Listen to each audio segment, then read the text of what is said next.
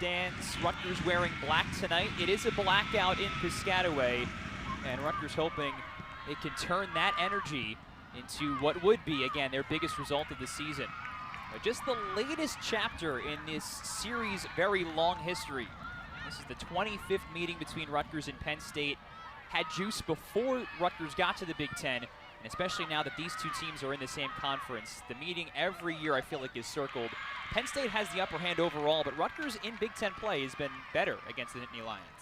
It's two teams that are guided by coaches who really have good organized squads, especially on the defensive side for Rutgers.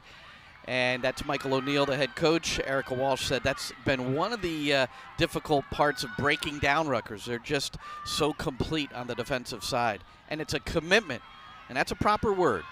Commitment to defending, and then that helps create the attack. Well, Rutgers defense getting an immediate test from Penn State's offense. Kate Wiesner had that last throw in outside the 18. Now Rutgers defense that conceded a season-high 3 goals. And now Payton Linnehan for Penn State, top of the box, but she has her shot stopped. And here is Sam Kroger, healthy and starting her second straight match after missing the first couple of matches of the season with a preseason injury. Penn State trying to play that into the 18 for Olivia Borgen, who's a red-hot scorer. A goal in each of her last 3 matches. But it goes out for an Olivia Bodmer goal kick. Well, right at the outset, you could see the effectiveness of Penn State going forward. They've got a lot of confidence because of the number of goals they've scored across the first 8 matches of the season. And confidence in the attack really helps prepare you to get forward in a smart way. Penn State 23 goals so far. It's just a goal shy of 3 on average. And that even after graduating 2 all-world forwards in Allie Schlegel and Penelope Hocking. Balance the name of the game for Penn State's offense this year as Alonso starts things up. Borgen, a first-year starter, trying to play it to Caitlin McBean, a forward, and it's out for a Nittany Lion throw-in. Your team is the star. That's the way Erica Walsh described it, as far as having the multiple goal scorers rather than a single star. And it's the way they've tried to design it and over the years at Rutgers. And again, there are similarities to these programs, and Rutgers has been able to provide 2 or 3 reliable scorers in these last years. And that's why this year it's with Lowry with her 6. It's just got to come from other sources as well. We've seen Rutgers in recent matches try to jumpstart that, a shift in formation, even within the same shell, sometimes playing players in different spots, different sides of the field. Rutgers this year averaging about 1.5 goals per contest. But it's Penn State with all of the ball early. And Linnehan looking in. That was targeted for Natalie Wilson. And cleared away by Allison Lynch on the back line. More pressure, edge of the box. Linnehan takes a bit of a tumble in the 18, but it's a free pass from the referee and a goal kick. She appealed, not dramatically. There might have been a minor amount of contact there. And Rutgers will get the goal kick. Allie Post, one of her first tests defensively, successful as she needs to clog the middle of the field. And at the top of the D, just a moment ago, was able to deflect the ball away.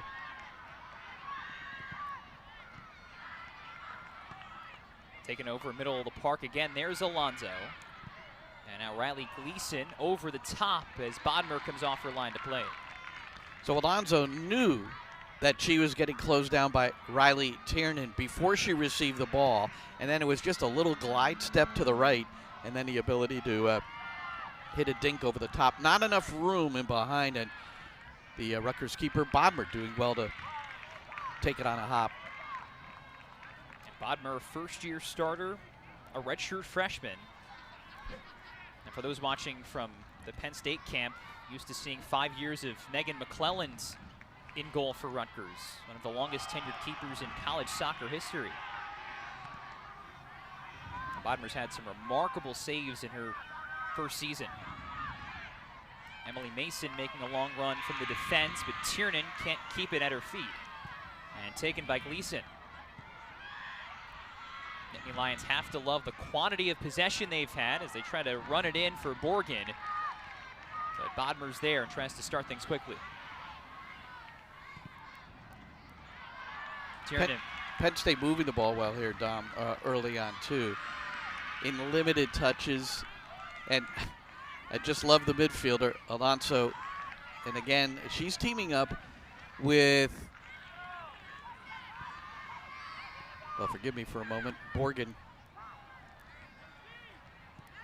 Riley Gleason is her partner in the midfield area. I wanted to just talk about how Gleason is learning, and you could tell, you know, from Alonso in the midfield. And just watch the amount of scanning, looking around, and it's what has made Sarah Brocious very effective for Rutgers. That awareness in the midfield, really vital to the progress of your team on the attack. Calm moment on the back line. At Shimon wearing the headbands. And the center back, usually sure-footed, gives it away. Rutgers turn it into something. Brocious, lofting. Gia Vicari, the Georgetown transfer, out of her reach, and Wheeler shepherds it for a goal kick. Good early ball from Brocious after winning it. Vicari, you have an option there. She was wide at the outset, and maybe you make a hard inside run there because the space was there. The fullback was pulled out a little wide, wasn't connected with the central defender, and that's where you have to, well, be on the same page, number one. But that's the variety of runs that you need from the winger. When do they drift out wide? When do they attack centrally? When do they just make runs in behind? Vicari tried to go in behind, but the room was not there. Vicari did score against Indiana. That's her second Rutgers goal. Scarlet Knights gave up 2 early, then got back both, including Vicari's equalizer just after halftime. But it was a late Indiana score after 80 minutes. That gave the Hoosiers the conference opening win. Kroger again winning it. Rutgers looking for its first offensive chance, and Post will strike it, but wide of goal. Riley Tiernan trying to get more comfortable in the midfield. She's not necessarily accustomed to that spot. When Rutgers played a 4-4-2 a little bit earlier, you see, though, she checked in well and had the idea that switching into Post was the proper idea, too. Post just scuffed the shot. A bit of a unique thing, Riley Tiernan playing in the midfield, a 3-year starter. Once the freshman of the year in the Big Ten, and every match we've seen her play until today, she's done it on the forward line. But she is also a great facilitator for the offense. Yeah, we've seen her create goals, and this is a different role. She's also good on the dribble, and being able to receive the ball and drive at the back four and unbalance them, that's where she's going to try to find space. Rutgers will try to get it into her so she can turn in one motion and go. Right now, Penn State back on it. And there's Corey Dyke, one of the 3 captains. All of them on the back line, or the goalkeeper, Asman. All of them using extra years of eligibility. 5th years for Dyke and Kate Wiesner, 6th year for Asman. And that experience has certainly shown up in the results as that goes out of play. Well, the match has great energy, which you would expect. Penn State looking for their first win at Yersack Field in quite some time, Dom. 2008? Yeah. Is that correct? That is correct. 15 years. That's how long it's been. Now, Rutgers has had Penn State's number on this field. Rutgers has traditionally played quite well on its home turf, as Penn State does at Jeffrey.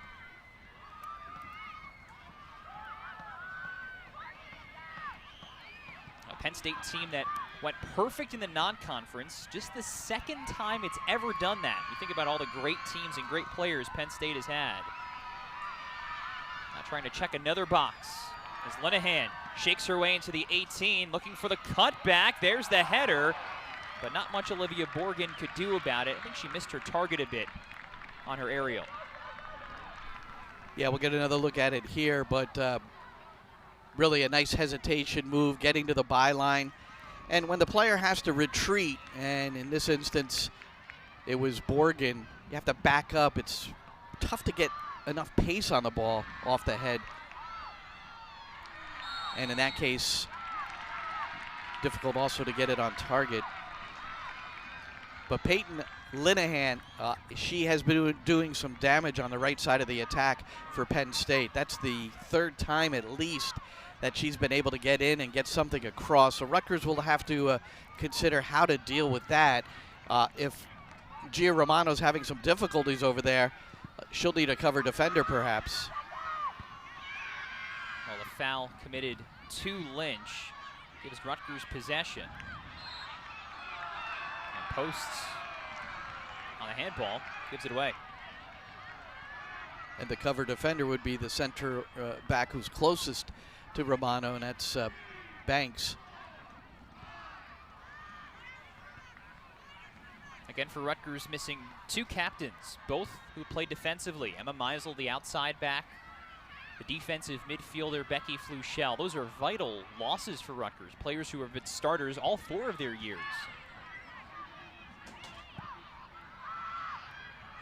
Over the top, the defense trying to target this time McBean. And Caitlin McBean tracks it down.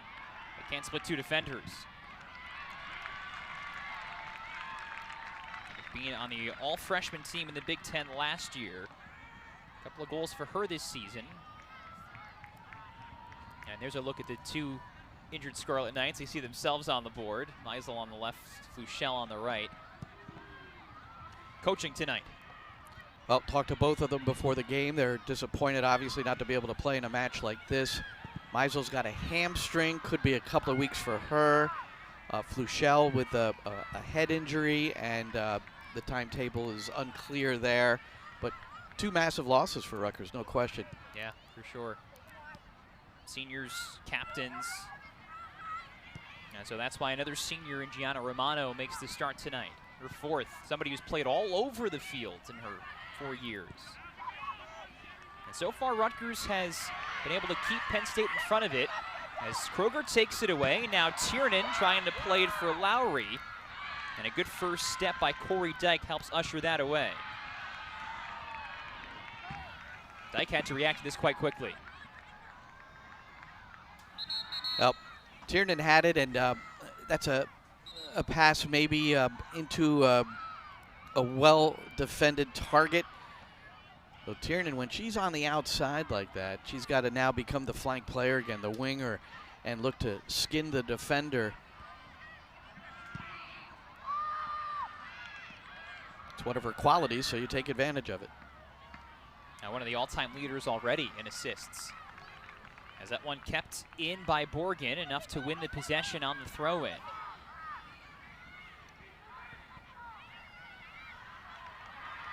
And skips through Gleason. Rutgers no opportunities to really counter yet. Banks trying to do that there. Penn State's done a great job of getting the possession inside midfield and holding it there. As Rutgers struggles to retain through 15 minutes.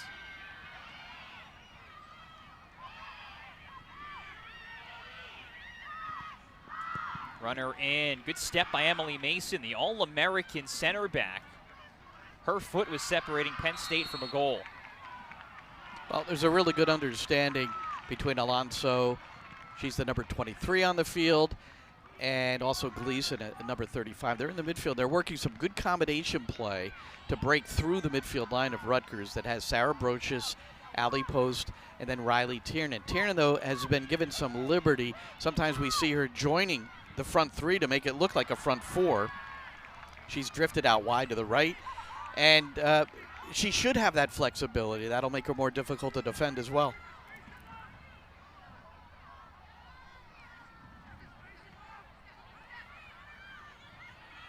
Kroger trying to win. McBean back on her feet, but the senior for Rutgers emerges with possession. Rutgers did not have Kroger for the first 3 matches of the year. Didn't break into the starting 11 coming back from injury until recently. Her impact vital But Penn State again a takeover. Linnehan again into the box, and Banks helps usher it out. Really well positioned by the center back on what was a hard charging run from Payton Linnehan. Well, Gia Romano, she got stripped by Linnehan at first, and this is part of being aware and covering for your fullback. And you see Banks, how well she plays it. There's the touch. There's the run across the body to shepherd it out, and Rutgers avoids what could be potential danger there. But Linnehan again dangerous on the right side of the attack. Payton Linnehan, somebody who has been a starter at Penn State since she arrived as a true freshman in 2019, now a fifth-year senior, and trying to make an impact as Wiesner lifts this into the box, and again Banks steps in front, this time of Borgen. Rutgers has played quite often in these first 15, now 16 minutes, back to goal inside the 18 and come up with the stops. Penn State throwing.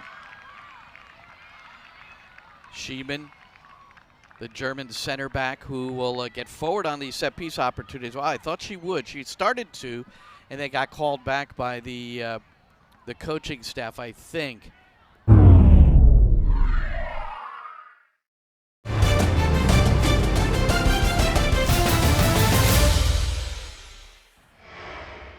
You've got Wiesner on the ball, who has a lot of assists for a fullback, and most of them, though, have come off of set pieces situation. She's a dead ball specialist, and she's got that dangerous left peg. And off the free kick, here is Wiesner. And she gives it away. Post, trying to look in for Brocious. Rutgers having some trouble connecting the midfield and forward line so far. Ball played to Lowry on the ground. She just lets it run through. Good deception. It looked like Rutgers would have an effective charge forward. Post a little bit off with the delivery. And now the carry intercepts, but Dyke supporting. Again, Penn State trying to exploit that far channel. And Rutgers able to win the defensive battles.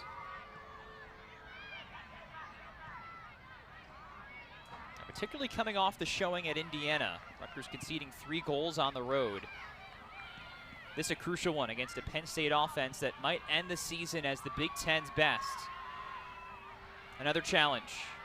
Hard charging run from Wheeler, cutting it back. Here's the first opportunity. The shot, it's over the bar from Caitlin McBean. Sarah Brocious tried to delay her, and McBean even still got off a great look. Well, that's Wheeler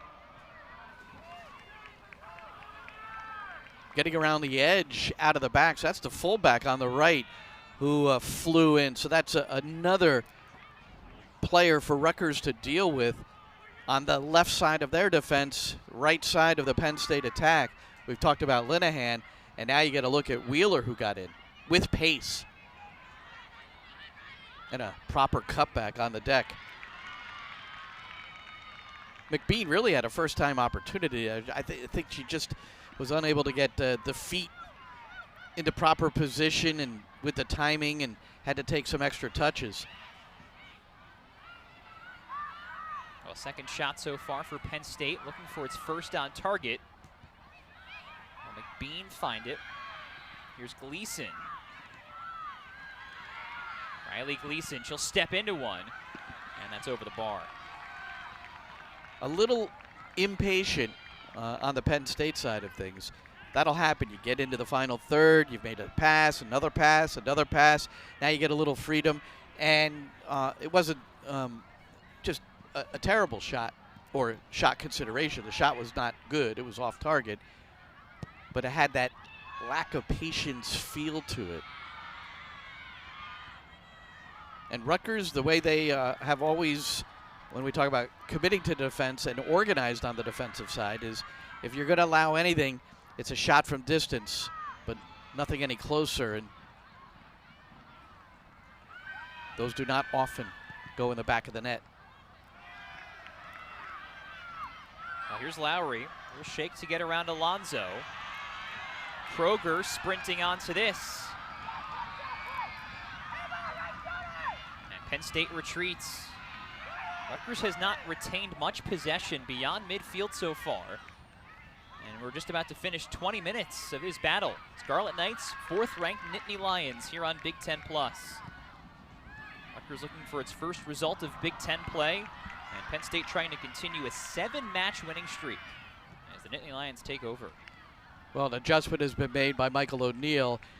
Romano has come to the right side of the Rutgers defense, and Allison Lynch now will make an effort to deal with Linnehan, and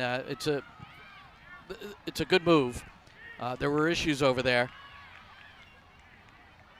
Romano not normally a fullback and just struggled a bit with her defensive assignment. You saw Mike O'Neill, 131 wins in 10 seasons at Rutgers as the head coach. And Allie Lynch, is who you mentioned playing on the far side now, she's the most tenured player on this Rutgers team. 5th-year senior, one of the captains, a 5-year starter as well. All of that at outside back.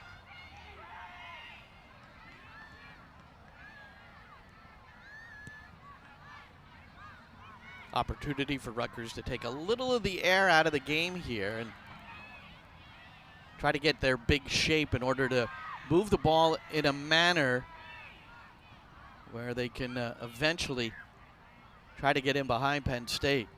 They can be patient here. Patience may be the name of the game on a night like tonight. You've mentioned that a couple times lately. Well, especially with the rivalry. I mean, yeah. You know, whether or not you want to call this a rivalry is fair, but the amount of meetings, the success of the two programs certainly lends to it being called that. These teams play every year in the regular season, and I'm sure, Glenn, that's in everybody's mind tonight. Yeah. Well, and yeah, you might end up playing a tough ball like Mason tried to just connect with Lowry, and it was very difficult. And you have the option of maybe just changing the point again.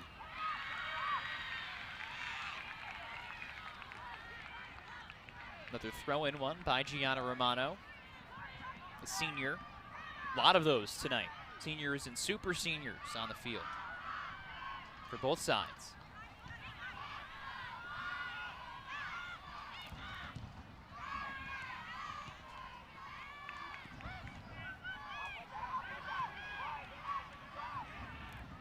There's Alonso on the ball, just watching her move. Usually very limited touches. She sees the space, and that right channel was a good ball. Natalie Wilson occupying it and had possession before Lynch and Banks collapsed on her. Now Alonso, a one-time touch there from McBean. Rutgers again trying to deny possession inside the 18, and so far pretty good. But at the latest opportunity now for the Lions.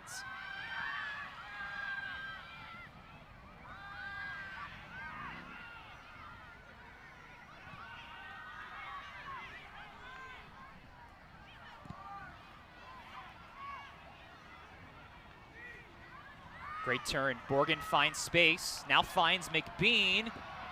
And it's deflected out. Oh, even a foul. Wow, that was really could have been something for Penn State. Well, Caitlin watch McBean, if she could have kept this on her left foot. Notice she's got it on the right. Gia Romano now is able to defend it. Here's another look at it. Keep it on your left and keep it going towards maybe the elbow of the 6-yard box. Draw the center back closer to you, and now you can either shoot or slip a ball square. Little technical ideas. Rutgers student group over there, the Cavalry. I just saw Gianna Romano with some strong defending. We are past the midway point, though, in this first half. Penn State outshooting Rutgers 3-1, holding the majority of possession. And a Rutgers defense that is shorthanded tonight has performed pretty well. You just have to remain organized, and Rutgers does need to figure out a way to keep the ball. Maybe they're not going to have the ball as much as Penn State tonight. That's looking evident, but you've got to keep it better and in longer periods and stretches, because defending, well, eventually that wears you down.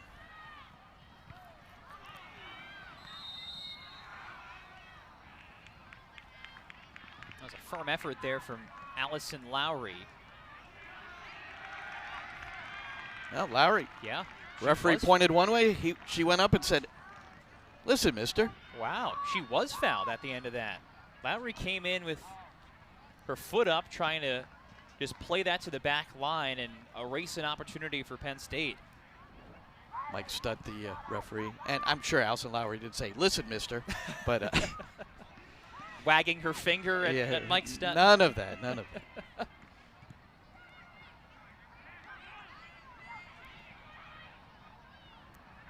Mason, known for those kinds of runs, and it pays off. Finding Tiernan, and Kroger, though, can't get there. So the one thing in the midfield, Dom, and this is something Riley Tiernan needs to consider, is that ball in from Mason, and a great dribble out of the back that breaks the first line, and then it gets a midfielder having to step to you, and that's what she slipped it to Tiernan. Tiernan was properly in the half space, but you have to turn in one motion. Receive it on the half turn so your next touch could be driven towards the back line.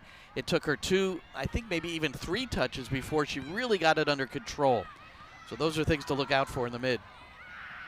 Yeah, worth considering too that the position on the field Tiernan typically occupies is the one that Kroger's in tonight. As this goes over the top, and it's received. Linnehan, one-time strike. And again, that delivery out of the midfield by Alonso, I'm not sure if we're going to get a chance to see it, but she saw a lot of space over the back line. And what Linnehan does well is she kind of rides that last line. And what Cassidy Banks does well is defend. And she altered the angle by Linnehan, and that was a very difficult take. Well, Rutgers a couple of times against Indiana got beat on a similar looking play like that, where the back line, rather than just trying to counter, played it over the top to a lone runner. And that time Rutgers does better with it. Sub, by the way, Gia Gearman is on. That's her with the ball, number 2 in black. And Sam Kroger is off after 27 minutes. Rutgers still keeping an eye on her minutes.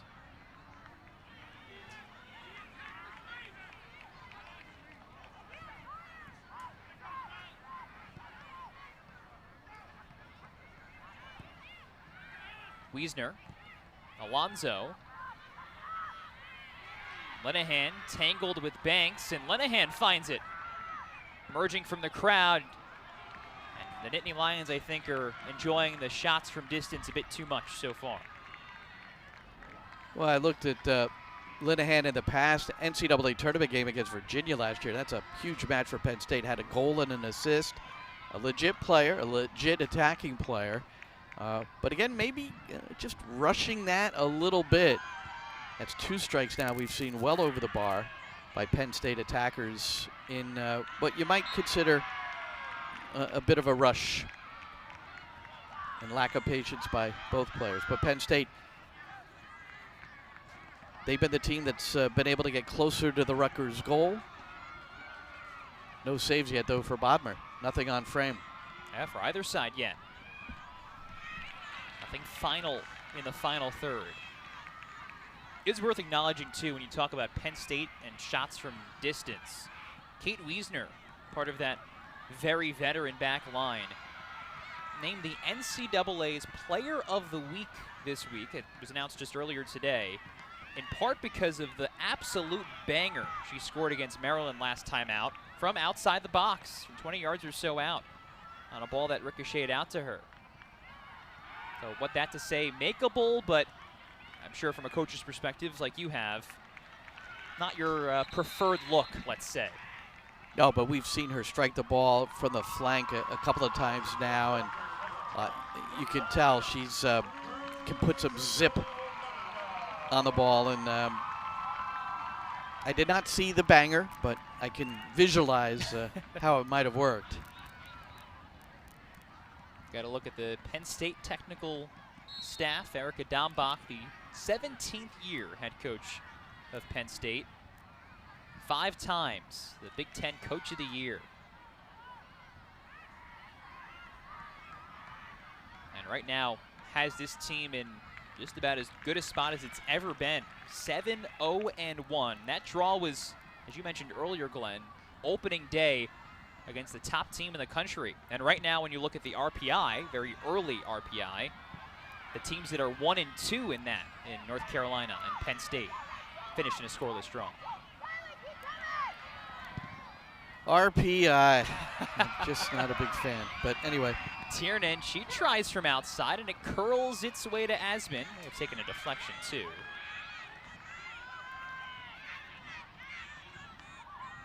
Penn State, little hustle on this counter. Crafty ball down the line. McBean is there against Banks. Again, trying to guide it out. And it's McBean on the foul as Banks got inside the ball. Well, Banks is the most valuable player for Rutgers here in the opening half, and it's her defending and in many instances isolated with these Penn State attacking players, and has come out on the favored end in all her 1v1 duels.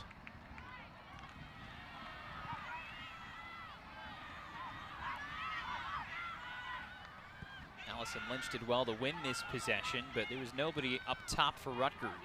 So all the way to Asman. A lot of space between the back line and the midfield. Not compact enough for Rutgers. Big run from Wheeler, who starts tumbling, goes down, and there's no whistle either way. Her and Allison Lynch started jostling feet before the box, but Ellie Wheeler ended up falling inside the 18. Yeah, nothing there. They went shoulder to shoulder, and then on that cut in, just a little unbalanced. If anything, the foul's on Wheeler, or against Wheeler. But good fair battle. Those are two players there, and Ellie Wheeler, a senior, and Lynch mentioned a fifth-year senior. I've seen a whole lot of each other. Starters every year. They've been at their respective schools as well. And great chapters in this series history. Flag is up. And the AR keeps his flag high. Natalie Wilson had the right idea on that, though. Just could not hold it.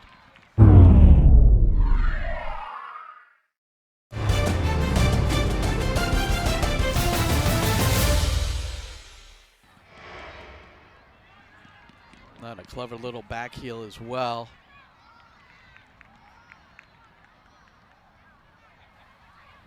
That came from Alonso. She was near the top of the box and was able to come up with a very crafty play.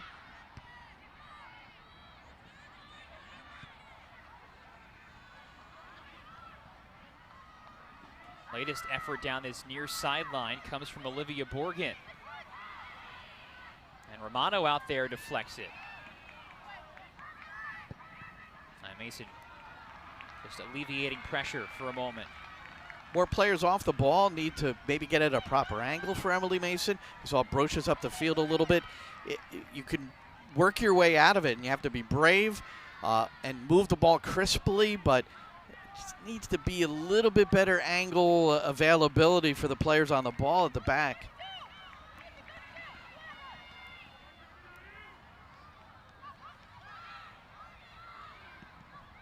Rutgers trying to get forward, but Penn State has made those situations few and far. As Gleason looks in, a one-timer that's under the bar and in! And Penn State leads. Payton Linnehan tracks it down and does wonderfully with it. Nittany Lions on top. Well, there's the delivery. Gleason, there's the first-time shot over the head of Lynch. And Linnehan, who, well, deserves a positive outcome based on her first-half performance. She's been the MVP of the opening 45 minutes for Penn State, hassling Rutgers on that side of the pitch and connecting to open up the scoring here. What a touch from Payton Linnehan. Third goal of the season for the fifth year. And the delivery from Riley Gleason. Redshirt sophomore, redshirted last year, and now a career high 4 points for her this season. Well, quite a finish, too.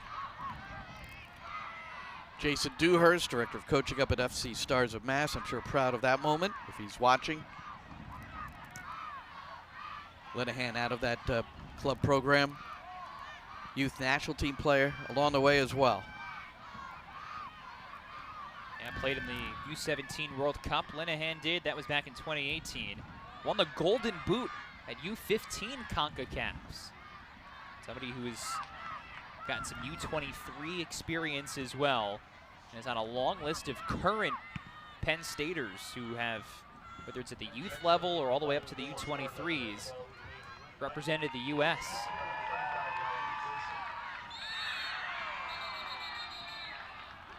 Riley Tiernan's going to get booked here. Yep.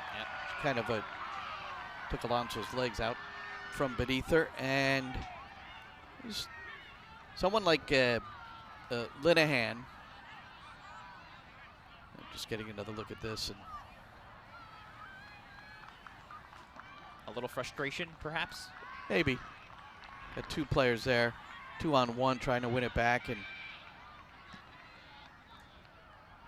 Alonso has escaped pressure a couple of times earlier in the center of the park. But a player like Linnehan, every time she's on the ball, it looks like something could happen. Much like Tiernan on the Rutgers side. Always looks dangerous. And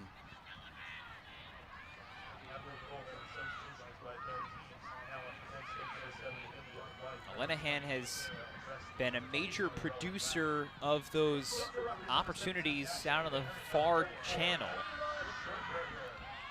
And it ends up paying off. 34th minute. That's why Penn State has a 1-0 lead over Rutgers. Nittany Lions team that's only conceded twice. Catherine Asman, the starter, has only let up 1 goal personally. And especially as of late, Penn State's offense has been like a juggernaut.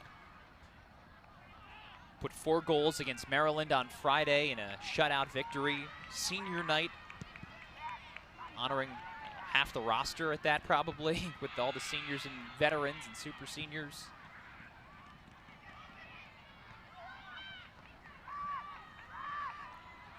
And maybe more.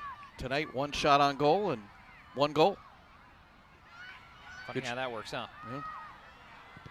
There were subs after the goal, and one of them providing this corner kick for Penn State. That's Amelia White, sophomore forward. She came in for Mika Shimon. Rowan Lappy also in for Riley Gleason. So both of, so I should say the provider of the goal, the assister, comes off. Naila Schofberger and Ashley Barron in for Rutgers as well, as Penn State earns corner number 1 tonight. And Penn State has played a strong out-of-conference schedule. They've had some very good results. We talked about the draw with North Carolina, beat West Virginia on the road in Morgantown, defeated TCU, number 16 in the country at home. Preparing themselves well for the Big Ten. Wiesner delivers, and Bodmer comes up to the near post. And you can see why Kate Wiesner takes a good chunk of the set pieces for Penn State. And I would say good scouting by Rutgers as well. Bodmer, although she put herself in the middle of the goal at the start, got herself to the front post to grab that pretty early. I think that was something that she may have been anticipating, and a good grab in front of that front post.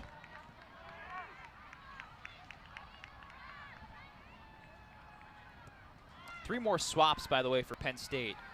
It's Rebecca Cook, the Quinnipiac transfer, plus Julia Raish and Olivia D'Amico in for Olivia Borgen, Natalie Wilson, and Payton Linnehan. And Ayla Schofberger, great handles down the near sideline. And did her best, at least, to try to handle that.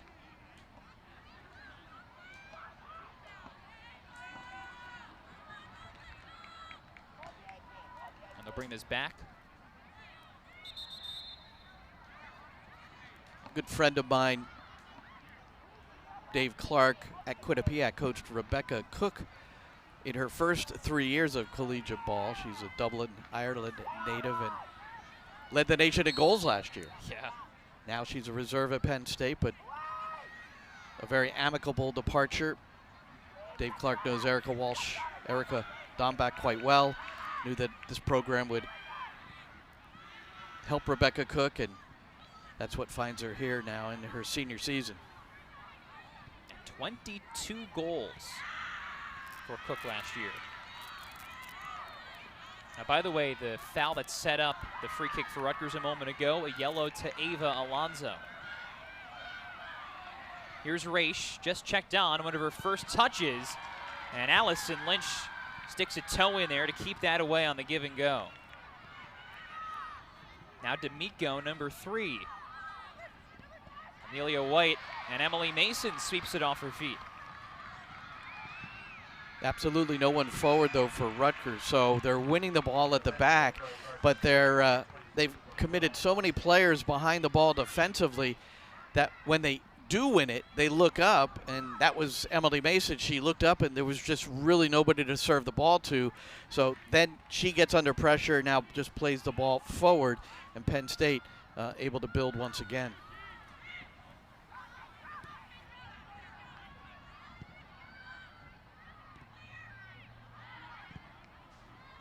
Alonso. Schofberger stepping up to play it.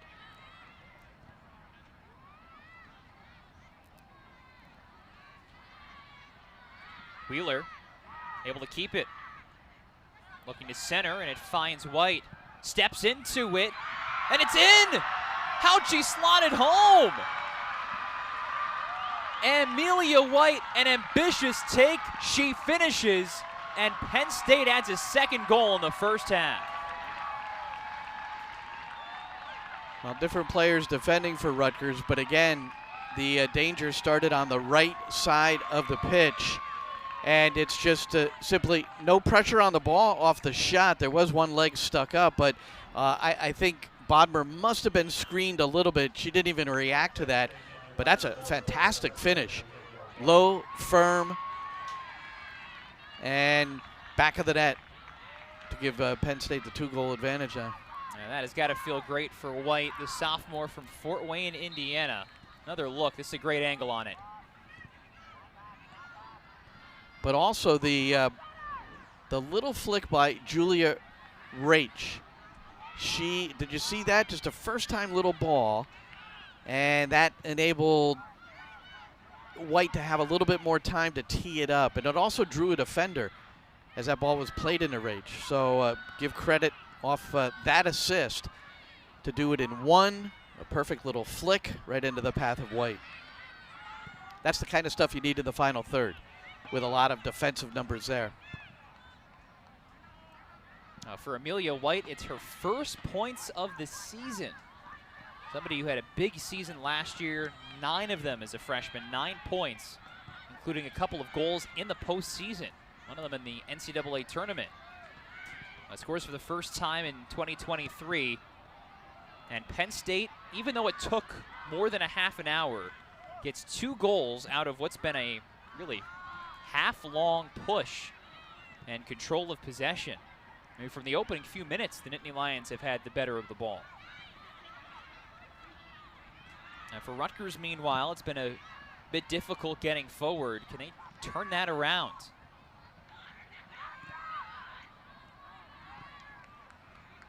Penn State has switched out 6 players, 4 for Rutgers, who are certainly down in depth with 2 starters unable to go tonight.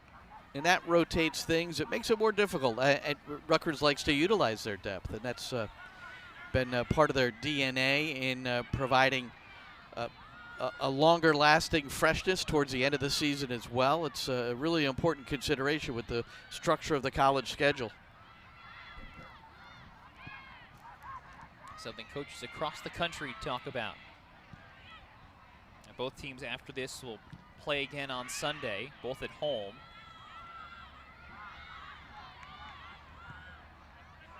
Short turnarounds, often twice a week. And Rutgers certainly lacking a little bit of the depth it's used to. And those players who might be reserves coming in to the starting 11 tonight. White, great cutback. And a crowd there to keep it outside of the 18. One of the substitutes, there's Cook, shuffling into the box. You can see some of the technical ability that helped her score 22 goals a season ago. Yeah, that little flick over the foot of the defender. I think it was Allison Lynch on that side. Cook's got good size. And the interesting story there is that Quinnipiac played Penn State in the NCAA tournament last year, which turned out to be Quinnipiac's final game. And Rebecca Cook got a look at Penn State got a look at her, and then the relationship between Dave Clark and Erica Dombach, and the move was made. Gehrman chasing after Corey Dyke, plays it away. Yeah, interesting, it's true for another one of the transfers Penn State added during the offseason, Rowan Lappy, fifth-year senior coming from Northwestern. As White puts pressure on Mason, this is kept around the area. White's got it now, she lays it off, and that one is deflected to Bodmer, and she comes up with it. Olivia D'Amico took the shot, but it didn't make it all the way with full power to the keeper. Penn State now, this is Kirshner really pressuring the Rutgers defense, looking for a third goal before halftime. Kirshner header, it's gonna come through to D'Amico. No, ends up coming out of play. Well, that was we're getting a look at the earlier moment when White got the ball into D'Amico. And now this is Cook, who played that little dink across and sacrificing Kirshner, trying to get the diving header on it. A little over a minute left, and it's Rutgers who really needs to secure this and keep it at bare minimum 2-0 here, and I believe they will, so that they could go into the locker area and sort things out for the second half. Yeah, final minute now of this first half. Penn State more of the possession, and scoring in the 34th with Payton Linnehan and 40th with Amelia White. Difference right now. And by the way, just to finish that point too, you mentioned that Penn State played Quinnipiac in the postseason. Penn State also played Rowan Lappy's Northwestern in the Big Ten tournament. And Rowan Lappy now playing with Penn State. I feel like that happens a little more often now, especially with the transfer rules. You see a player on the other side if they enter the portal, or maybe they want to use the COVID year. Got a great look and a good scout of them too. You are correct, Dom. Happens in club soccer quite a bit too. You play against a team, and boy, I like the way they play better. Well, we hit half here in Piscataway, and it is Penn State feeling good about the opening 45 minutes.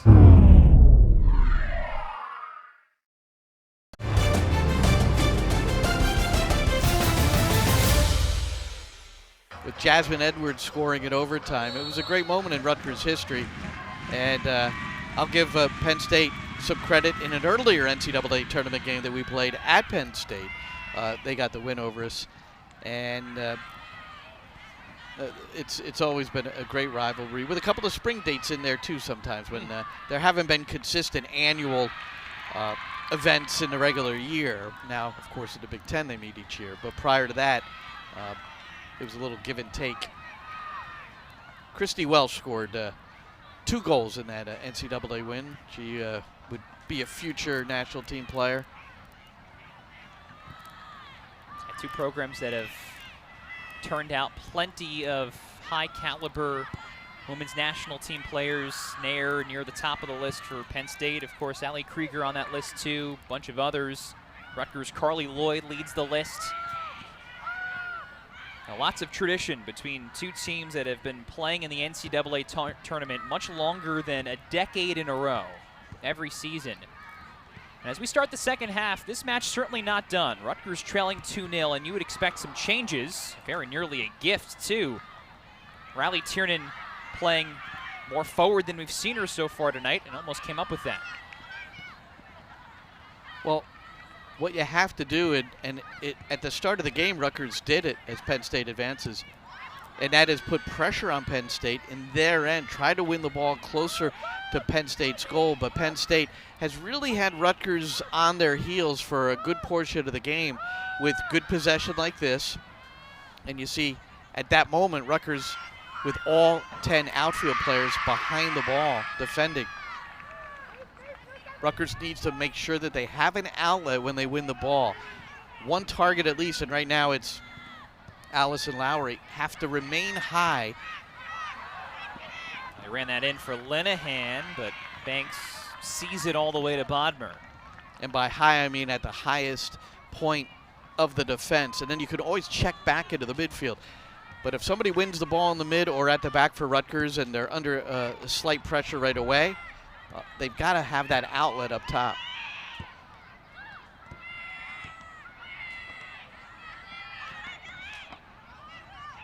Oh, there was some pressure for Gia Gearman immediately, making the second half start after entering midway through the first. Entered for Sam Kroger, who is on and defending there. That goes wide.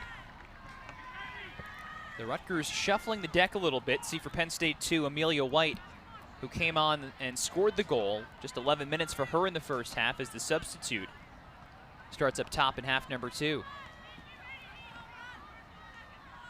Well, that's a very attacking group in the midfield with Kroger, Brocious, and then Tiernan. So that's one adjustment. You're down 2 goals, and so Rutgers, in essence, has 6 attacking players, and then the 4 at the back. Obviously, Brocious will have to drop a little deeper in the midfield and provide protection. And those 3 players in the mid will have to rotate and defend at times, but you're trying to generate something on the attacking side. So Rutgers maybe limiting its numbers defensively on a night where 2 of its top defenders, as we've talked about, are out. Becky Fluchel, Emma Meisel, you saw it coming back from halftime, both out with injury tonight.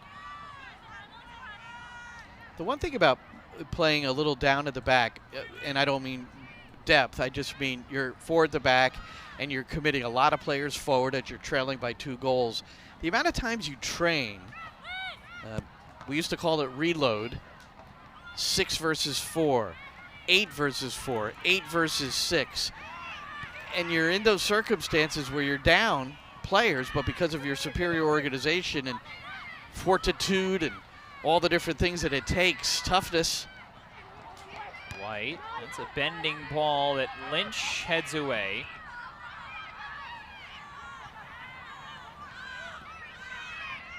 Now Rutgers gets more than 4 behind the ball now. White, as Gearman clears. Now, something you practice, as you were talking about, Glenn. Well, it's a part of the organization of the 4, and you want to make them feel as if you could put the entire team out here and they're not going to score on us. And it's plus the goalkeeper as well. And it's not like Rutgers will just be leaving 4 at the back or 3 at the back off these transitions, but they really do need to force the issue. Brocious, just watching her, she's going to stay close to home, almost in that Becky Fluchel model of the number 6. But her tendency is to want to get forward and be attached to the attack as well. Rutgers trying to find this loose ball, and Gia Vicari does just that. Lowry to her right. Vicari cuts it back, cleared away. Kate Wiesner hustled back and kept it from Allison Lowry charging to the back post. Well, good recovery, and Vicari, initially the pressure and bringing it down under control. Well done by her. There might have been a moment to play it a little bit earlier to Lowry to her right before the defender had worked her way in. But that's the sort of pressure I'm talking about, where you win the ball and you're a bit closer to the Penn State goal. And now Banks will come up and she can unleash a fairly deep throw-in. Rutgers is assembling inside the 18, expecting it. Brocious headed away by Alonzo. And McBean able to play it for Penn State. Worth remembering, Rutgers surmounted a 2-goal deficit at Indiana just a few days ago, back on Sunday. Hoosiers got the last laugh, scored late in the game to win it 3-2. That was quick. Indiana was up 2 goals in 5 minutes. And Rutgers slowly over the next 50 minutes worked its way back to level. And Giovacari, in fact, on a Indiana defensive mistake, scored that equalizer. So it's unfortunate for Rutgers, but it's familiar territory. Very recent history.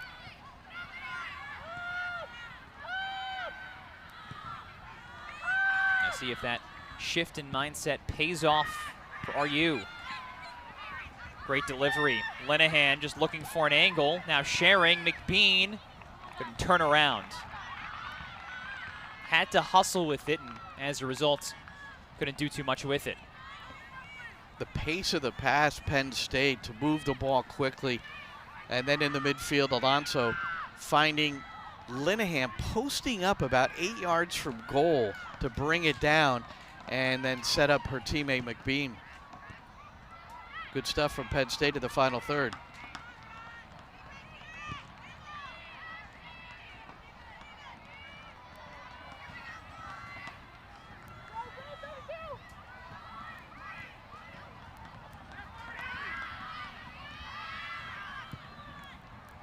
Corey Dyke drives this. Linnehan's one-time service on the cutback. And it bounces over Wilson. Linnehan with not much room along the end line, somehow making a play out of this. Yeah, when that ball was flighted, I thought maybe she should take an early touch to control, let it bounce past her.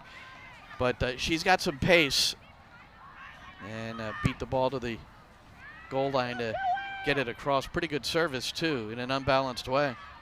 In the end, it's Ava Alonso who takes the off-target shot. Tiernan coming out wide now. Haven't seen her in this position yet tonight. Mentioned she started in the midfield for the first time. And draws a crowd.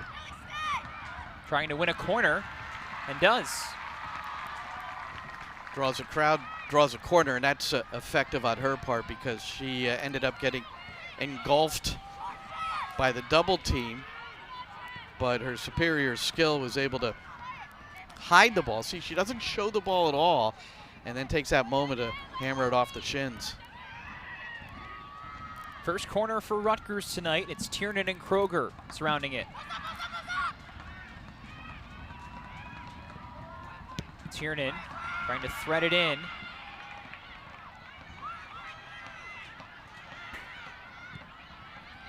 And Banks will recycle for Tiernan. Now Rutgers not able to get anything off of it. Opting to play it short and have 2 of its maybe most technical players, particularly on the offense, around the ball.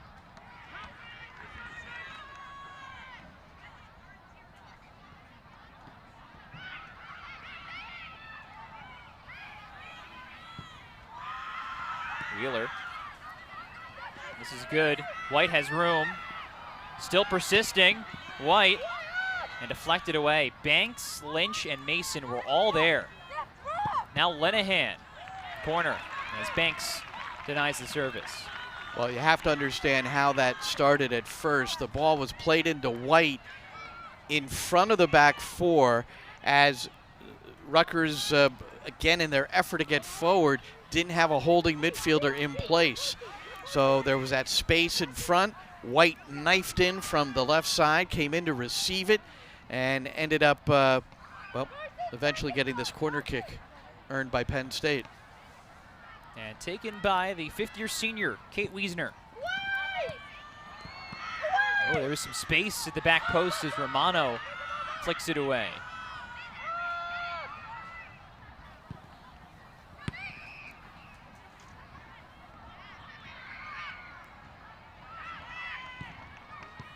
And collected by Penn State.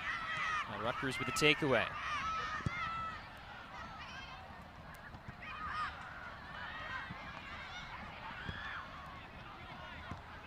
The carry, playing for Gearman. Trying to cut back, and Gearman gets nullified. Again, the veteran presence of Kate Wiesner presents itself well, but takes a Penn State deflection. Well, one thing that Erica Dombach said about this group of seniors at the back for Penn State, the way she put it, they have lost to every team in the Big Ten during the course of their career. They've been here so long, but what she said is what they've picked up and learned is that they have a massive amount of respect for their opponents, the opposing coaches who organize the teams, and because of that, they've really translated that into just being prepared every game, and thought it was an interesting way of looking at it. It really is an experienced group. Wiesner mentioned she's a fifth-year senior captain. Corey Dyke, her backline mate, also fifth-year. Goalkeeper Asman, a captain, sixth year. The younger players, in jest, call the captains grandmas at Penn State. Yeah. By college terms, they are. Oh, this is a great ball in. Could it be three? No. Out of Amelia White's reach. Natalie Wilson was trying to play it along the 6, and White was half a step short of it. That started in front of the Rutgers back 4 again. So what has to happen, if Rutgers doesn't have the coverage from a midfielder, then a center back has to step up into that space to deny the ability of Penn State to receive, turn, and then run.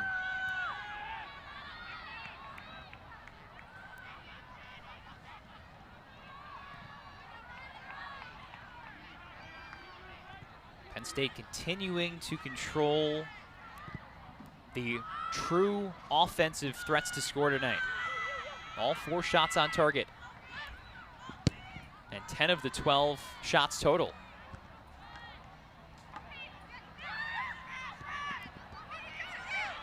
Strike from McBean, it's off the post.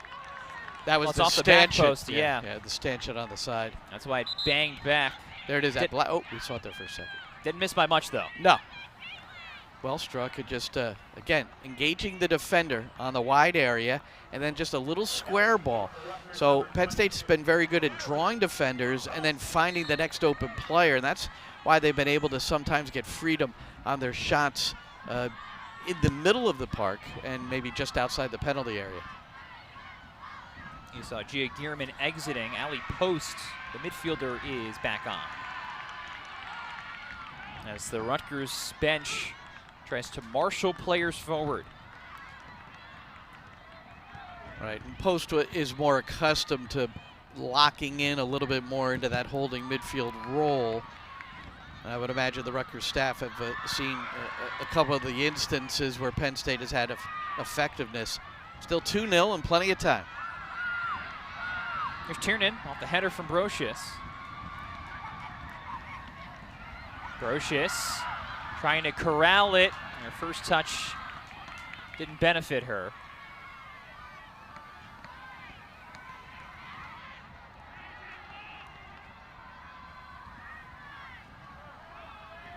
Rutgers trying to make some headway in the final third. A little bit of pressure so far in this second half. A corner, but so far no shots on target.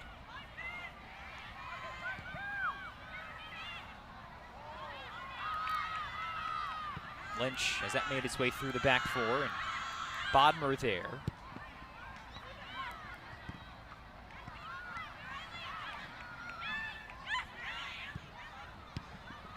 And Banks deflects it out for a throw-in.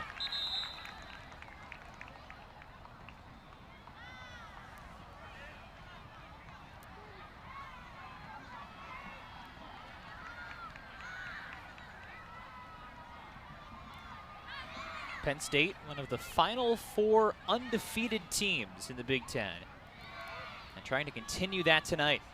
Other 3, by the way, all playing in this later game, this later window, if you will, of this match day in Big Ten women's soccer. That's Indiana, Iowa, and Northwestern, each without a loss so far this year. Penn State 7-0-1. Haven't even trailed yet. Worth acknowledging that too. That's how well Erica Dombach's team has done this year. Yeah, look, that's always been and always will be the case in soccer. If you can score the opening goal in a match, it puts you in a positive stead. And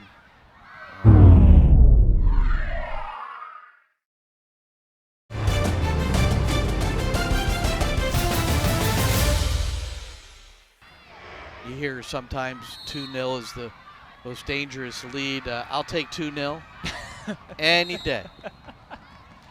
Better than 1-0? Better than 1-0. And but what you do, you learn as a team. And with the senior unit at the back in particular, you get the feeling they're not going to let their teammates think otherwise, other than that. And you always hear that it's a 0-0 game. You got to play as if it were 0-0. I want to acknowledge something, too, that just happened a moment ago. You saw the stoppage while Glenn and I were talking. Kate Wiesner came off the field and is down on a knee behind the Penn State bench. Didn't see anything wrong with her. At least there was no evident collision or injury. But she's off as Tiernan plays with it, gets it to her left foot, and strikes it outside the 90. So Riley Tiernan just frustrated with the fact that, and there's Wiesner on one knee, but Tiernan couldn't get that on goal. That's the result of the frustration there. The two hands back of the head, and all you could do is make it better the next time you're in that position. That's the way you have to handle it, and that's the mental side of the game. It's not going well for Rutgers. They're still in the match, little under a half hour to go. And if you can nick a goal to make it 2-1, then it does become a very different game. Can Rutgers grab that before the final 10 minutes? As it hits off our referee. Mike Stitt couldn't get out of the way. So are you the play-by-play guy that if Rutgers were to score, you would say, game on? Is that one of your things? No. Okay. You know what I mean, though, right? Yeah. You hear that. I feel like the game is always on. Right? The game's on for another 27 minutes. Yeah, well done. That's certainly how Rutgers feels. Sam Kroger streaking into space and inside the post. Game on. Sam Kroger takes out the corner flag and takes Rutgers back within one. Well, there are moments that can help change your season, and we've seen Kroger do this multiple times in her career, and that is finish from the outside. And instead of closing her down to prevent the shot, Penn State kept dropping off, but it was the turnover, Kroger intercepting the ball at midfield, and it was right at the halfway line or just inside, and then getting the ball forward quickly. And let's see how this energizes Rutgers throughout these final 26 minutes plus. That's a good word to use when you talk about Sam Kroger. Energize, energy. She has been that spark for Rutgers in her 4 years. And you can see her point at the corner flag, often targets that on goals. And that is her first of this senior year. After a slow build-up, sitting out early because of a preseason injury. Getting back into the swing of things. And the native of West Milford, New Jersey, scores not just for the first time this year, but for the third time against Penn State.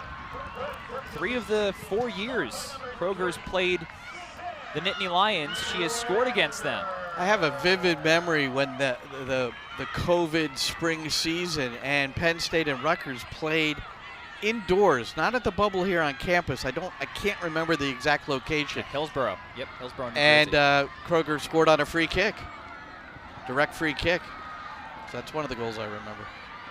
And the other one, last time these two teams met at this field, Sam Kroger had the opening goal on that side of it.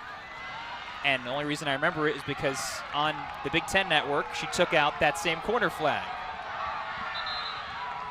Now, collision, I think both sides are standing up with their hands skyward. In the end, though, it's a Penn State throw-in. And the Nittany Lions will substitute. Take another look. Yep. Tiernan with a late shove there, perhaps. So Penn State scored on their first shot on goal by Linnehan, and now Rutgers has scored on their first shot on goal, Sam Kroger. So do you think it's important to get these shots on frame, Dom? That's what it sounds like. We have a stoppage in play. The referee came over. There's a lot of communication between both he and the AR. And the only thing I can think is that they're looking at something along this near touchline. I don't know if we can get another look at that, because that's one of the only things you can review is a possible red card. So let's see if anything might have happened here. Here come the,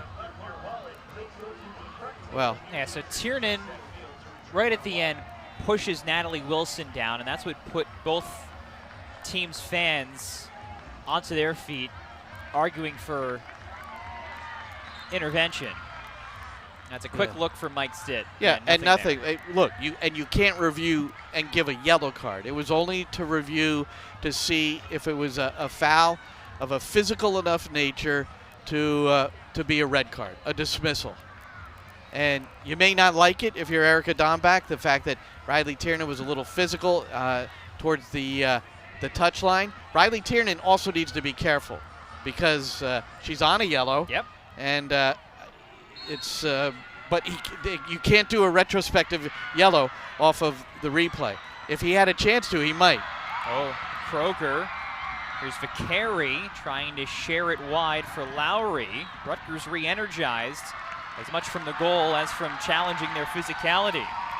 A New Jersey-based team that has certainly channeled that over the years. Vicari needs to be just there. She is number 23. Just to be a little bit more composed. That's easier said than done. You're at the top of the area. There's people surrounding you. But Rutgers had pretty good numbers there in that final third. Banks gets good lift onto this. Pinballs to the back posts. Only post was in the area as Brocious tries to control. And that'll check up in play. And Kaylin Wolf will send it downfield. So Sam Kroger, 62nd minute, time and space, top of the box, has Rutgers back within one. After Penn State, scored 2 in the final 15 minutes of the first half to build the multi-goal lead. Service from Linnehan and denied by Mason.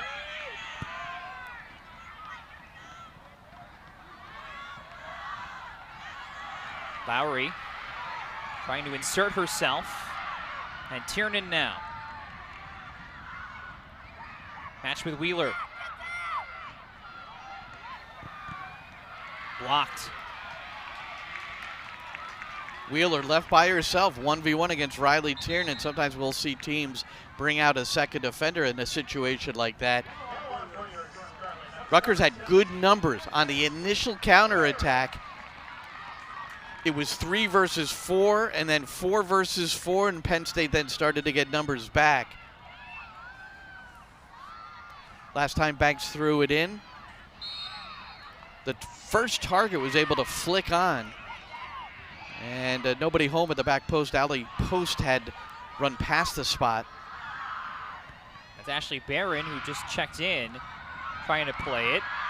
Post does well to keep this around. As Kroger gets leveled by Wheeler, and Penn State presses forward with its center backs out of position. Everybody chasing Caitlin McBean.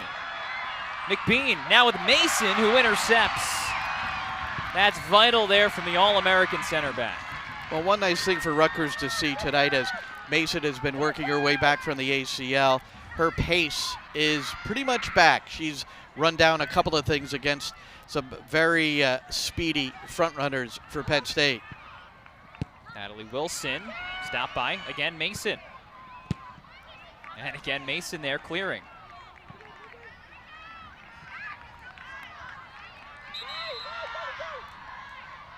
How about Penn State, by the way, as they'll use this opportunity to substitute once more and get Ava Alonso back on for Riley Gleason.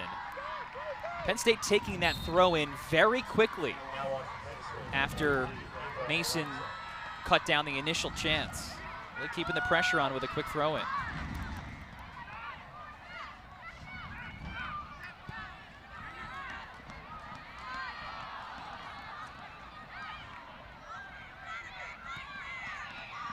Alonso calming things.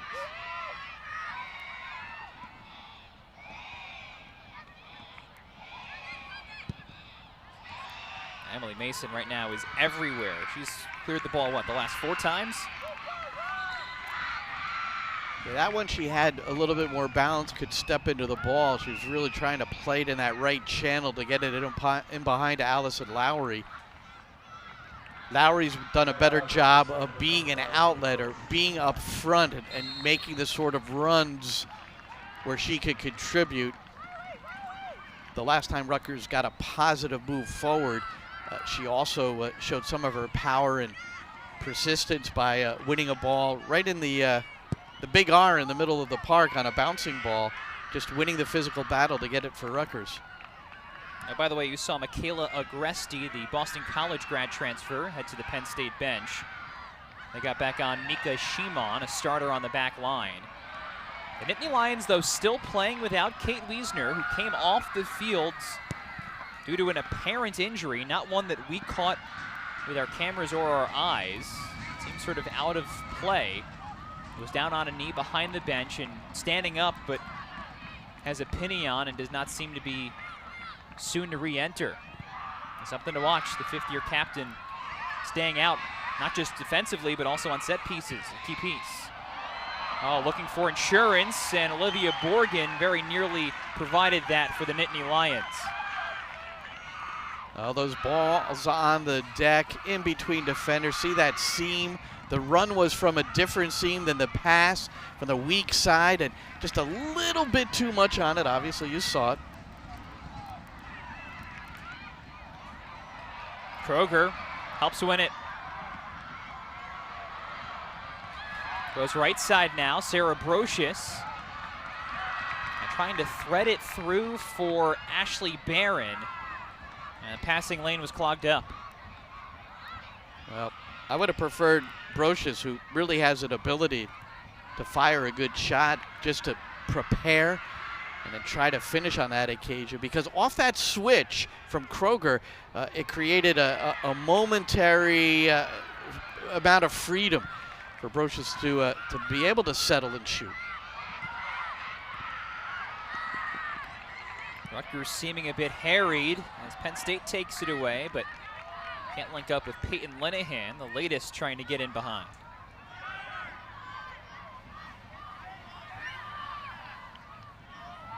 Well, the pace of this game now, and a lot of the ability on both sides is being shown, and this is a competitive Big Ten game against 2 of the better programs in the conference.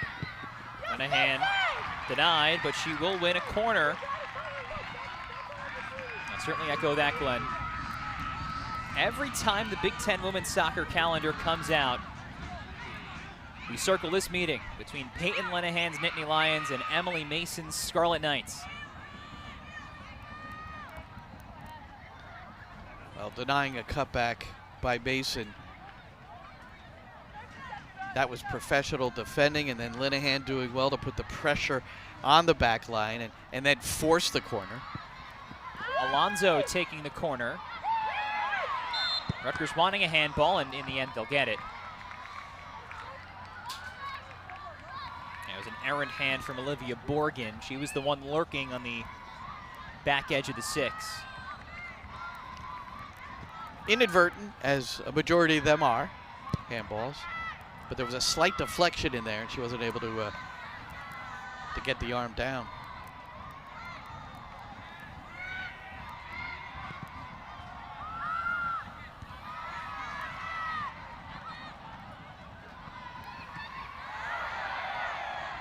Rutgers wanting a foul for that ball brought down head high with the feet. The other way, Rutgers defense a bit out of sorts. And very nearly Linnehan snuck through it. And now Posts booms it away. Rutgers many a time tonight is bent and not broken, and needs to try to do that for, well, 17 minutes more. As it pursues an equalizer. And it does get a throw in here. Chance to send some numbers forward. And Rutgers doing what they didn't do in the first half, and that's forcing the back line into some mistakes for Penn State and forcing things like that. Tiernan taking a tumble, but it's a corner kick coming up for Rutgers. It's a clean tackle. And Mika Shimon not wavering after Riley Tiernan, with her aggression, was able to body her way onto the ball. Now, Rutgers played the first corner short and didn't get anything out of it. And they'll play the same path here. But Tiernan into the 6. It's knocked around.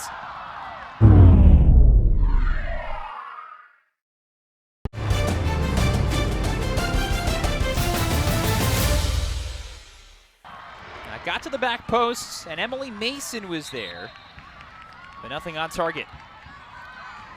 They played it short again and changed it up a bit before. Tiernan had taken another touch in a similar position, maybe trying to get a curling shot off. This time, it's a service from the flank. And Rutgers will rest some of their attacking players, probably for 5 or 6 minutes. I would, well, not going to wager. I'm not going to bet you, Dom, but I will say That's good. No cash on the table. But they'll be back in by the 10-minute mark. Your prediction, yeah, it's Kroger, Tiernan, and Lowry. That's the entire forward line off in favor of Vicari and Gearman re-entering, plus Olivia Rusimano, who we saw for a bit at the end of the first half, the freshman who plays up top as well. At the very least, Rutgers, that's not going to stop its pursuit of an equalizer, but at the very least, when those players check back in, and you know they will, the game has to be at the same score. The margin has to be the same. Well, Barron has logged some minutes now as a freshman, so she's not unaccustomed to playing in a big spot. Gia Gearman, a veteran. Gia Vicari, playing for Georgetown University. She's used to a lot of the big spots, so that's your 3 forwards right now. Yeah, Vicari, somebody who's won a Big East tournament title each of the last 3 seasons. He made some healthy runs into the NCAA tournament. It's Post here who knocks it down. As Brocious plays for Vicari. Touch back for Rusimano, trying to shake the defender. Well done by the freshman, but in the end, the veteran presence pays off for Rowan Lappy. And it is a yellow. Well, absolutely. Rutgers supporters not favoring Rusimano getting in the book, but he was making every effort to get the defender, Lappy, off balance, and then Lappy just did so well moving her feet, blocking the shot, and then well, sometimes you have to give one up for the team here. I mean, this stopped the counterattack for Penn State.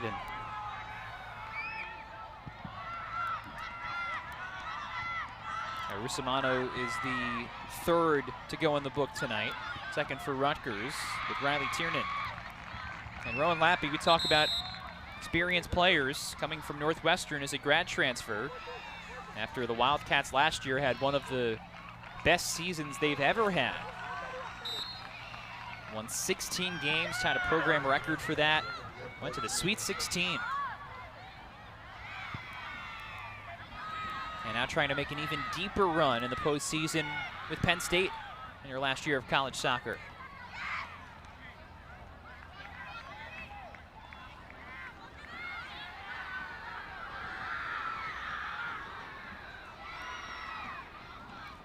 Throw in from Lynch as Mike O'Neill sends those 3 forwards that exited to the scorer's table to re-enter. Now here's Borgen trying to get it to her left foot and guide it away. Entry from Wolf that makes its way through the box. At the last second, Olivia Bodmer saw just how close that was going to come to the post. Valley Post initially did well by guiding the Penn State attackers to one side of the field, but they were able to bring it back with freedom. It was 2v2, and those are tough decisions by the goalkeeper. They're expecting some sort of contact, and that would mean the ball would redirect in a manner, so they have to wait till that last passable moment, and sometimes it'll skip past them and into the goal. That one just off target. And McBean was the one trying the header. So Rutgers brings all three of those back on, the forwards. Kroger, Tiernan, and Lowry. And by the way, Kate Wiesner is back on the field. Oh, Banks has her pocket picked. Really well worked by Rach, who does win a corner for it. Banks recovers to deny this. But Julia Rach with a good individual effort. I think you can always appreciate when a player is composed on the ball trying to make something happen, but in that part of the field at this moment, and give Banks credit, despite getting dispossessed, she makes the recovery. It will be a corner for Penn State, but nonetheless, Banks, it's the only thing you can do if you make an error, is just recover from it. Alonzo. Not many Nittany Lions in and around the 6. And it goes out pretty easily. That was Shimon, who was just trying to get ahead on it. Well, she is always their target on set pieces. Excellent in the air and likes to throw her body around in there, and tough one to defend. Another swap for Penn State. Olivia D'Amico is on for Rowan Lappy. So getting some of the veterans back on the field. Or shuffling the veterans at the very least. As Penn State tries to continue this 7-game winning streak. No defeats yet for the Nittany Lions into Big Ten play. Now 8 matches, now 9th into the season.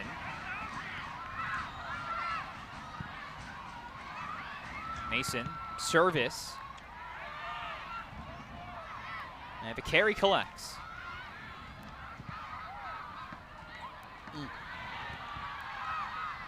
You react that way because that could have been something.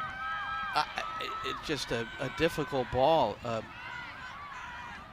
The only attacking player close was running in an opposite direction. So Gia Carey got her head up. I'm just not sure what she saw there, and it's got to be more precise in that part of the field. You're not going to get a lot of chances, so especially in a high-level game like this. Borgin, Bodmer collects.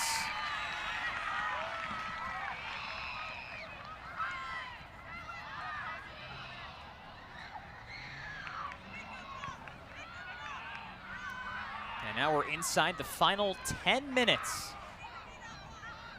4th-ranked Penn State at Rutgers.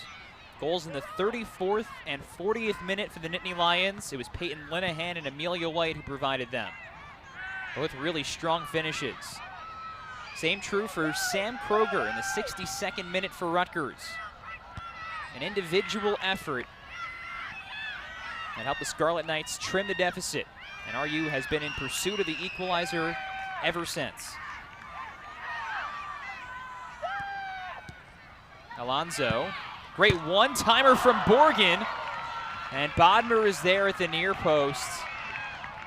That glanced off the outside of the post, and well struck, obviously, and no save there, just boop. That's how it sounded on our crowd mic, too. It had Bodmer beat. A lot of pace on that shot. You can see Olivia Borgin is in great form. The sophomore midfielder, first-year starter, has scored a goal in each of the last 3 matches.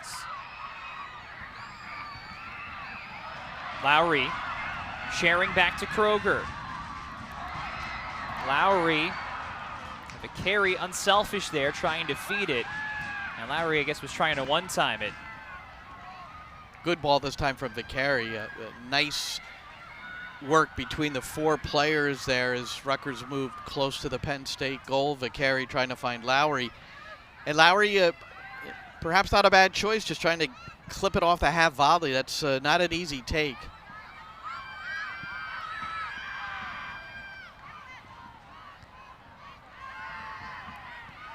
Knocked around, and Brocious emerges with it.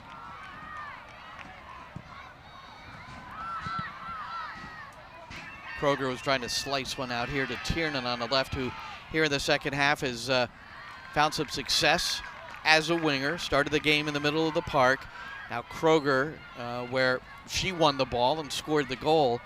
So some minor adjustments by Rutgers, and it's paid off to cut the deficit in half.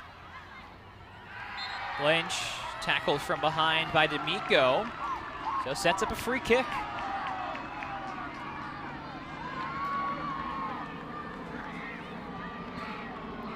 Well, Mason coming in from the back. Cassidy Banks will be the protection for Rutgers, along with Gia Romano. There's Romano to the right of your screen, and Banks is a little further back. So Rutgers will have 7 players at or near the top of the penalty area. If you want to look at the strict numbers, it's 7 versus 8 in there. 7 versus 9. And it has its goal scorer, Sam Kroger, taking this crucial free kick. Headed first by Shimon. Kroger back to it, but knocked away. That was Raish there, and all the way to Banks. Trying to serve to Tiernan, and it goes for a throw-in. A reminder, Penn State has the best defense in the Big Ten. Entered the day leading in goals against, save percentage, and shutouts. In fact, the goal that Kroger scored, just the 3rd time Penn State has conceded all year. Yeah, it's a remarkable record. And not a defense that bends often or easily. Lowry got bumped. Kroger battling with Raish. And now Banks. The physicality picks up in the final minutes.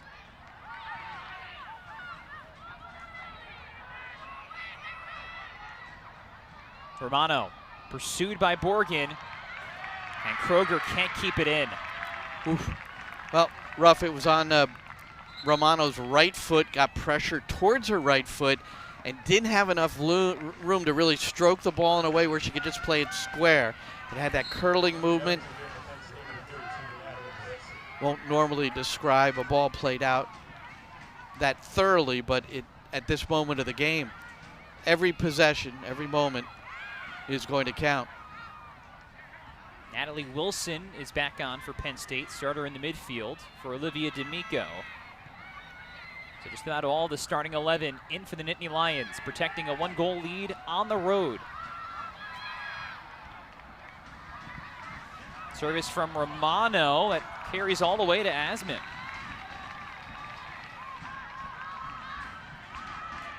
Ball was struck, so it's flat towards the goalkeeper rather than a curling ball, something with a spin that might take it away for the keeper and prevent her from claiming it like that. But a good first touch by Romano to give herself the space in order to make that service.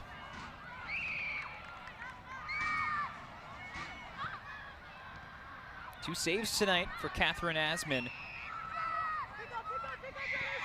The goalkeeper backstopping this vaunted Penn State defense.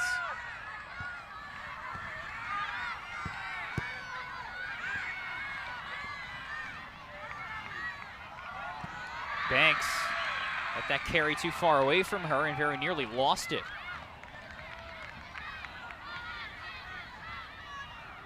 Just didn't realize the presence of McBean, and that's going to sting a little bit. You can tell she's limping a bit.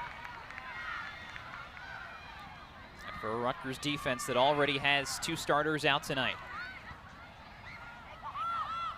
Posts getting in there. Lynch trying to keep it in the field of play, and now Kroger. Rutgers really hustling, under 4 minutes now. Penn State in full protect mode. Clearance from Alonzo. Well, Penn State under pressure, some uncharacteristic turnovers. And Rutgers, ever since scoring the goal, and there was that added something to how they felt about themselves and how they went at it against Penn State. And although Penn State's gotten forward a couple of times with opportunities, it's been very much Rutgers in a good way since they scored that goal by Kroger. Now Rutgers, all 3 of its shots in the second half. Shots on target, that is. 6 of the 8 total shots have come here after halftime as well. But in a 2-goal hole into the break. And for a Penn State team that had only conceded twice all year before tonight, that has been a massive challenge, trying to surmount that deficit. Still time, though. Lynch, the 5th-year senior, hurrying. Playing for Brocious.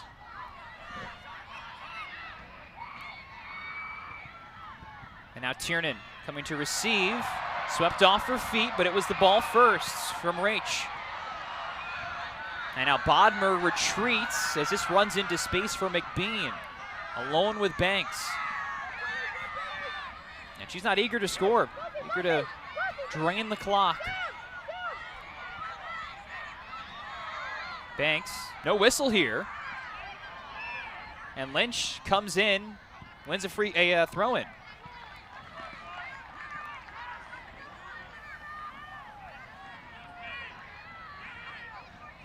That's a well-timed tackle. Rach just sticking a toe in.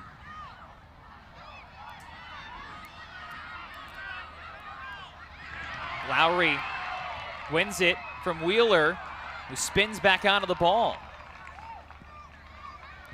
McBean aiming back for that corner, and now it's Wilson with control. 90 seconds to go.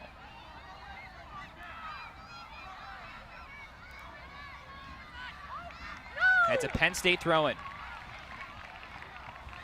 And Rutgers will have less than 1 minute by the time it gets the ball back for a last gasp. Yeah, well, the Penn State forwards are obviously looking to kill the game, taking it into the corner. It failed on one occasion. This time, it works. Oh, now a foul as Lynch pushes McBean down.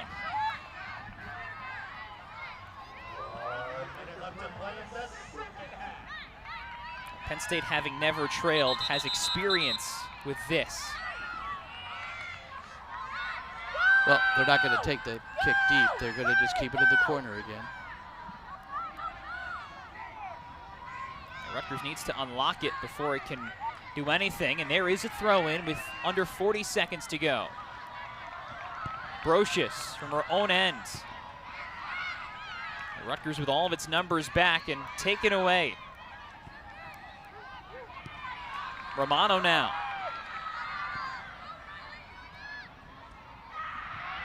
Oh, and Mason couldn't hang on to it. 15 seconds, headed for the corner, and that'll just about do it.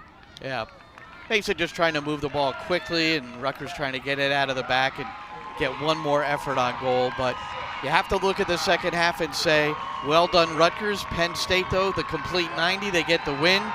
And if Rutgers learns anything from this game, they competed in the second half. They competed, not so much in the first.